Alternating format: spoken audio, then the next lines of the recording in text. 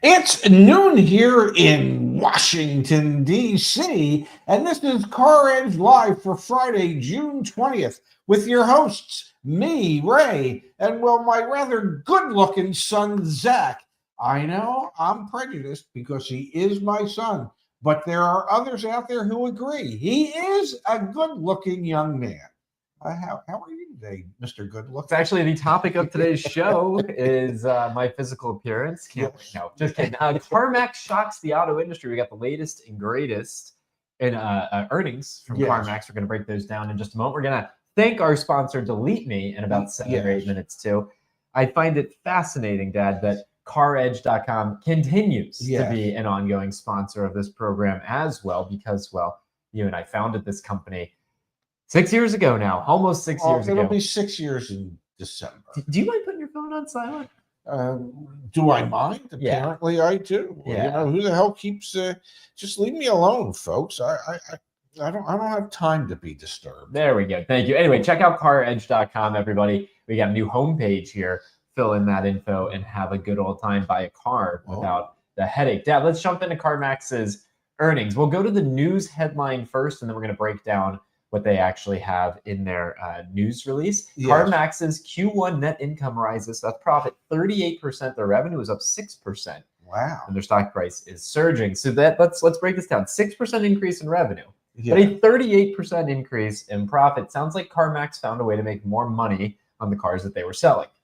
Well, it would appear so. And I believe that is the quest of just about every business out there, is to figure out how to make more money on whatever it is that they're selling.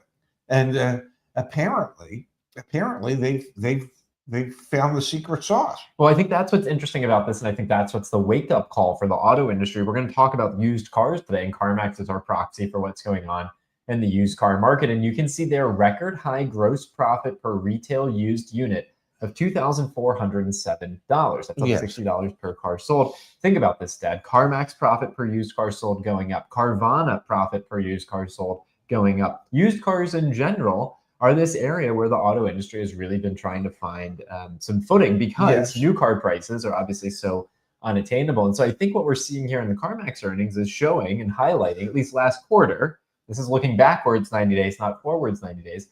Looking backwards 90 days, it was a great time to be a used car dealer. So that would be the months of January, February, and March, correct? Yep. Okay. So they had a real strong start to the year for their business because their quarter ended May 31st. So it's a little bit closer, but still. Okay. So that would be what, February, March, April, and May? Yep. Okay.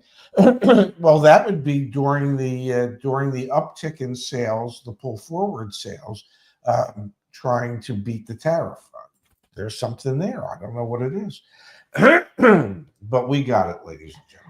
Yeah, so during that pull forward of people purchasing new vehicles, CarMax is also showing that the people who chose to purchase used vehicles were purchasing and paying more. Yes. At the same time, CarMax also purchased more vehicles from consumers as well. So you can see here, CarMax actually bought 336,000 vehicles in that quarter, an increase of 7.2%. And look at that, Dad. 48,000 of those vehicles were purchased through dealers, up 38.4%. So it almost seems like dealers were dumping used car inventory to CarMax, which is kind of interesting. Well, typically dealers will dump it to whoever pays them the most. So, yeah, that is interesting that dealers were having a tough time with this inventory, but yet CarMax felt comfortable enough to bid more than anyone else to buy them from these dealers. I guess with the intention of showing these dealers exactly how it is you market and sell these vehicles. Evidently. So yeah. I think the TLDR, for those of you that are interested in the big wake-up call for the auto industry, is that the used car market was a great place to be the past 90 days. Now, like looking forward, we have some other data points on that. We got some insights from Igor in our community. We also have the Black Book market data insights, as well as Cox Automotive from Manheim. And those pictures are not as rosy looking forward. It seems like maybe used car demand has hit a little bit of a wall. One other thing that I wanted to bring up, though. Yes. CarMax has a captive financing arm. Yes. And what CarMax did in the most recent quarter is they actually expanded their financing for non-prime customers, Borrowers. Thank you. Yes. So this is interesting to me, Dad, because we've seen on the new car side as well, banks having to extend their willingness and the proportion of loans that they write to subprime borrowers. Yes. And CarMax is doing the same exact thing here in the used car market. Yes, but didn't you tell me they also increased their loan loss provision? They did, but that's different, right? This is saying that they actually expanded their overall program, their willingness to lend to those who are non-prime. Yes. At the same exact time, I can pull that up. Provision. Give me a second here. You can see right here, this quarter's provision for loan losses was 101.7 million compared to 81.2 million for the prior year's first quarter. So yeah, CarMax increased by 20% the amount of money they're setting aside for auto loans that they no longer think are actually going to come to fruition. Isn't that and in the same breath, they also expanded their program for non-prime lending. Isn't that closer to 25%? Sure, yeah. Yeah, I mean, because 25% of 80 is another 20 million. So that's significant to me in that they're willing to make riskier loans in order to sell used cars at a slightly higher profit than they have in the past, yet they anticipate that a larger percentage of those loans will go bad than what they have seen in the past. So they've had to increase the cushion for those loans that go bad. That's, I guess that's a recipe for success in the short term. It certainly sounds that way. Yes. So we've got on the new car side, these prices going up to pull ahead demand. And now here from the CarMax earnings, what we see, I guess, pull ahead used car demand as well. Yes. Increased profitability for the dealer and shaky lending, just like we're seeing on the new car side of things. Well, I did get some information from Igor today, and his old dealerships, many of them are encountering the lenders being, I don't know, a little stricter at the moment than what they had been. And this seems to ebb and flow during the course of the year. We see it every year where lenders kind of pull back and they tighten their lending guidelines, and then they go, oh, well, we're not making enough loans.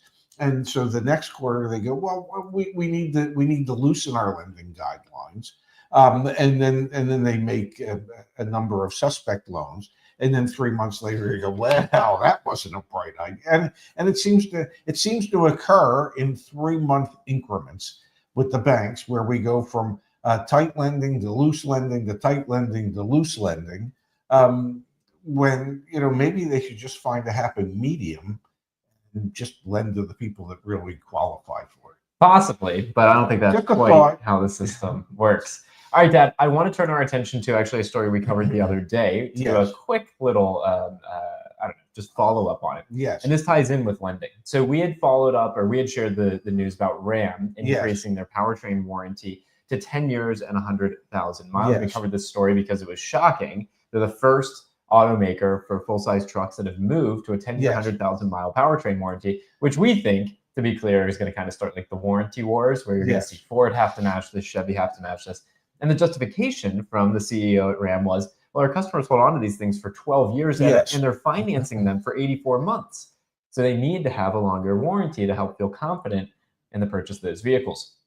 Now, Ram actually reached out to us. We got to speak to some of the folks at corporate Ram, because I claimed, Dad, that Tim Kuniskis was saying that 85% of Ram truck buyers are financing for 84 months. But this actually, to be clear, is all full-size truck buyers are financing for 84 months. So this actually exacerbates, and I think actually shines a light why CarMax could be doing as well as they are, is because how many people can actually get that new full-size pickup truck and get approved for 84 months?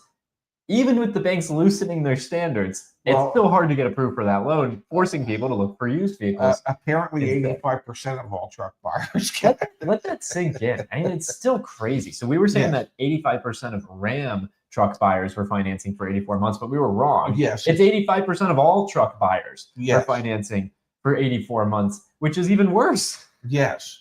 And kudos to Ram. They did reach out to us. Because they wanted to clarify that, and because to a degree, not that we were trying to misrepresent it, I think maybe we misread it as opposed to misrepresented it.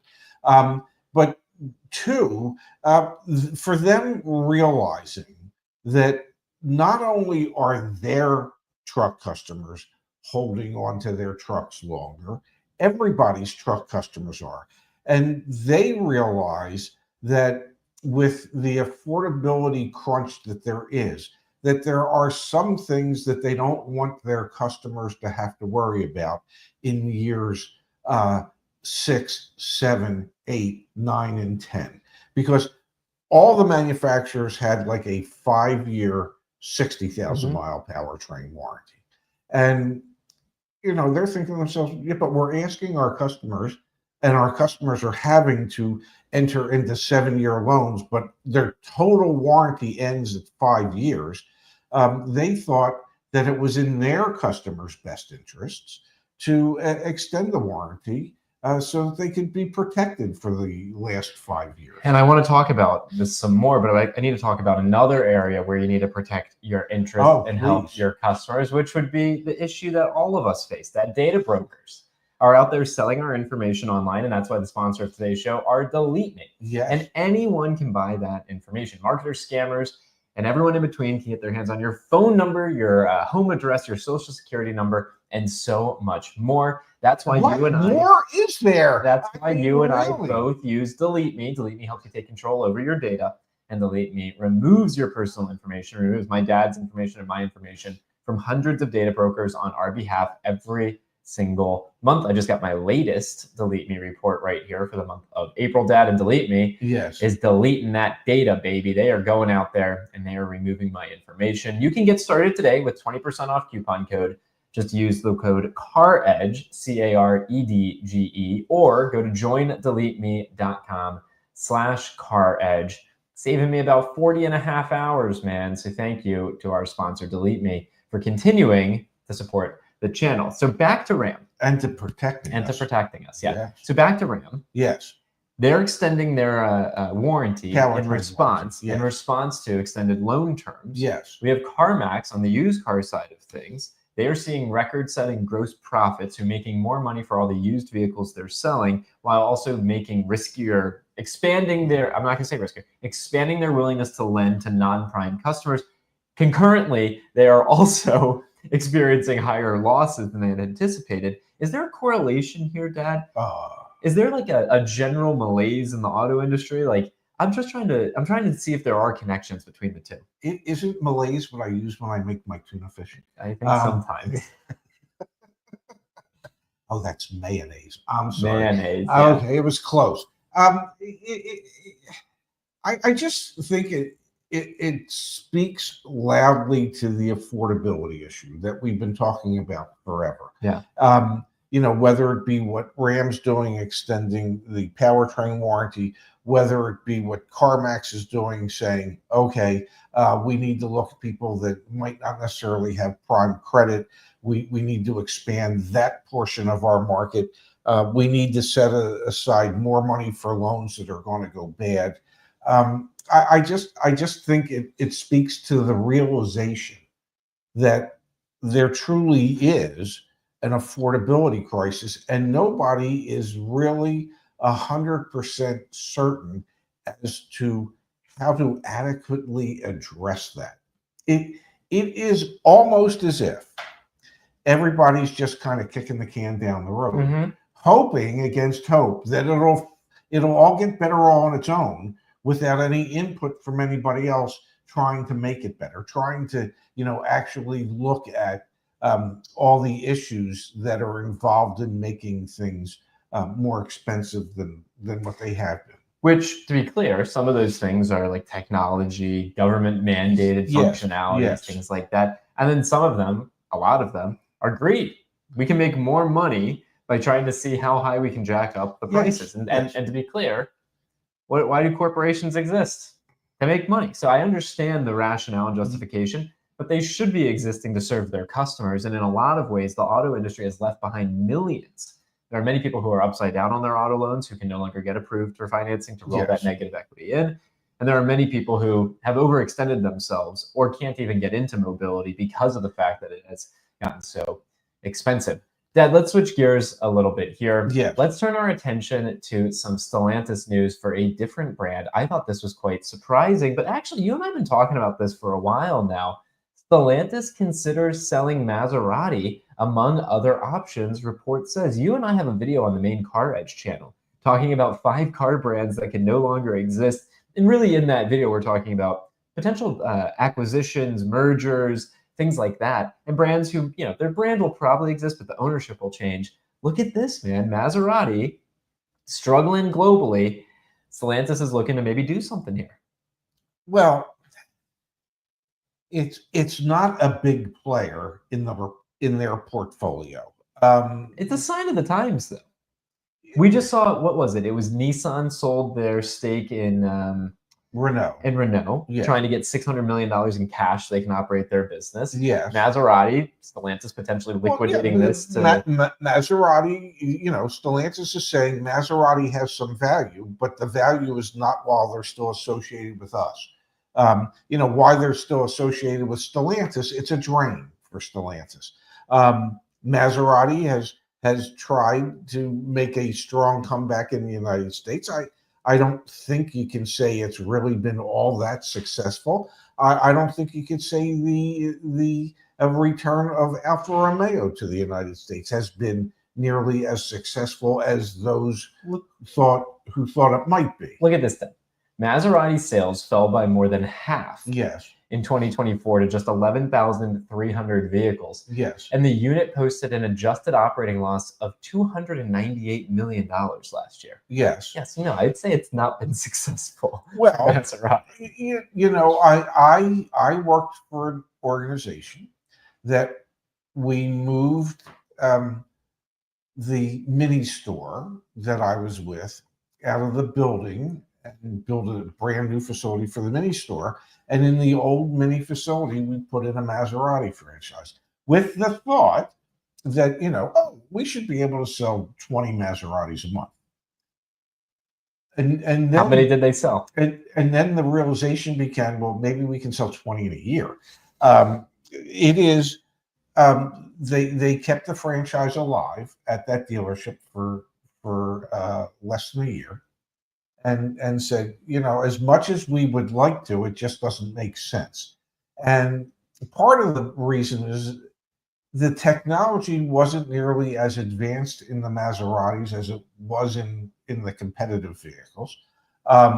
Maserati, I know when I was with Penske, we had a Ferrari Maserati store. We used to stop at it on Sundays before we'd go to Cardinals home games. Mm-hmm. And Maserati was always treated as the redheaded stepsister.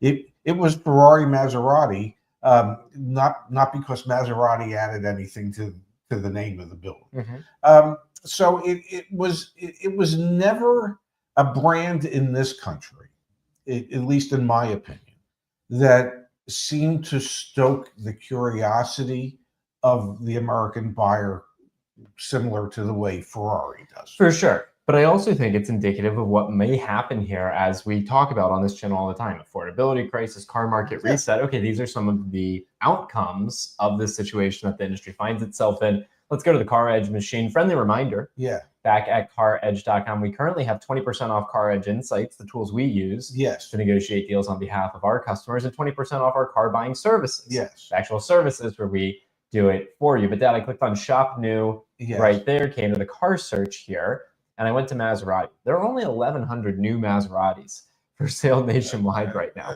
It's probably 1,100 more than they would like. And so you can see here 2024 Ghiblis, 2024 Ghibli. We've got a Grecale, the 2025, a Levante, the 2024 or 2025. And what I want to do here, I'm going to click on this Grecale because there's a retired loaner. I want to click on this one though, Deb, because this was the vehicle, this and the MC20, if I'm not mistaken, were the bets that Maserati was making. So let's pull this up here. Let me do a quick reload. There we go. So we can see here, unfortunately, I don't have the invoice price for this vehicle, but what I want to do is I want to scroll down. Yeah, and I want to look at the days supply. 405 days supply of this vehicle. Yes. And it's already been sitting there. Let me scroll down. How long has it been sitting there? 215 days. These things don't sell. This is the issue. That is correct.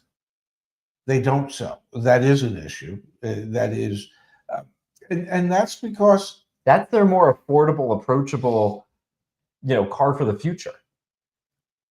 or maybe they don't have a more affordable. Let's come back. Let's look. Car for the future. We've got. I mean, these are all 24s. Let's filter by year really quickly. Let's just. Well, look isn't at that scary that these are all 2024s and they're new and they're still sitting around? Yeah. So let's see. So there are only 359 out of the 1,100 Maseratis for sale, brand new nationwide right now. Yes. Only 359 of them. Yes. Are 2025s. Okay.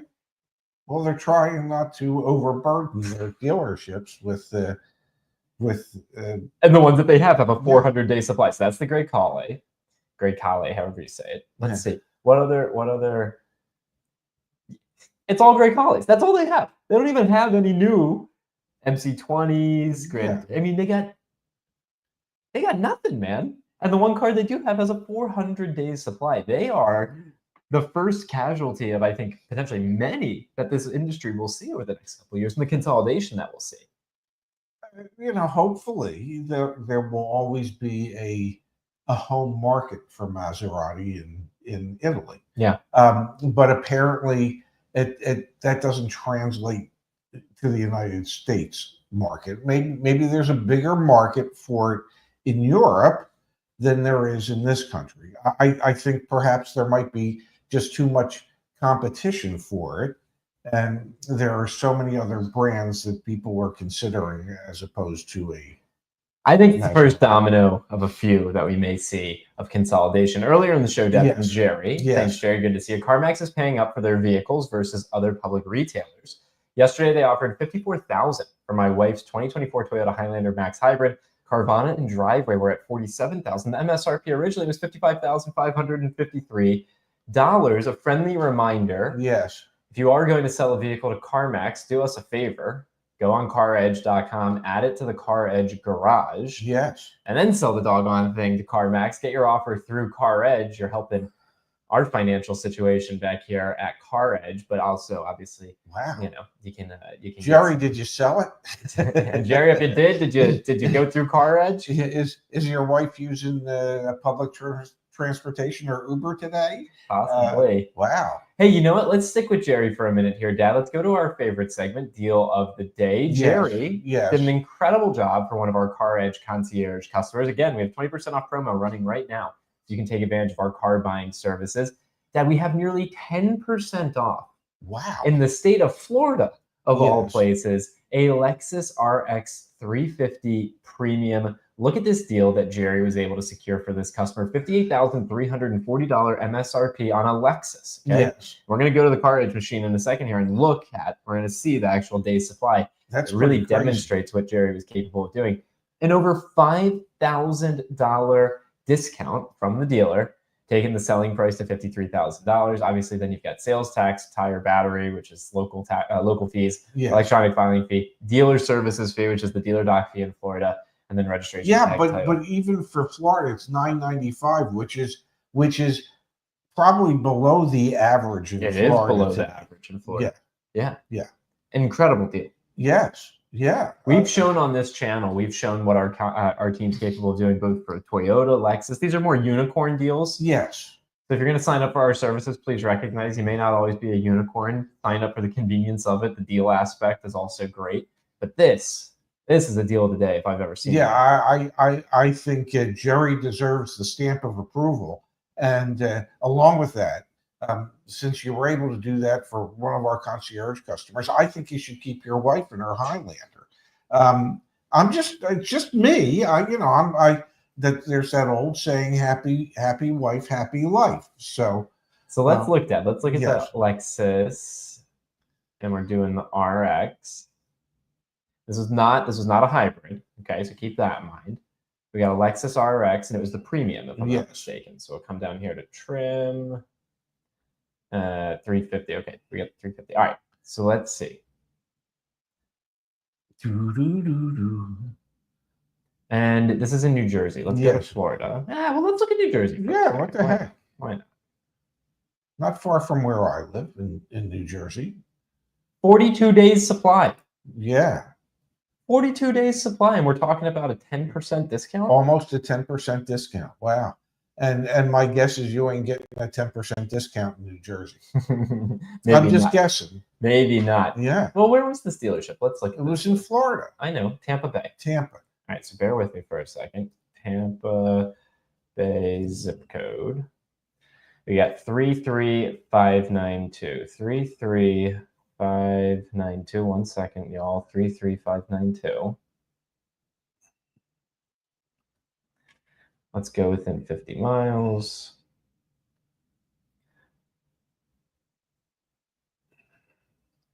$42 days supply even there. Yeah. I mean, that is not a big supply. No. So that's Jerry. Kudos to you, my friend. You know, bless your heart, and hopefully our concierge customer is very, very pleased, excited, and happy with the transaction you were able to negotiate on their behalf. Facilitating good ass deals. I will come here, Dad. Wait, Gads, good ass deals.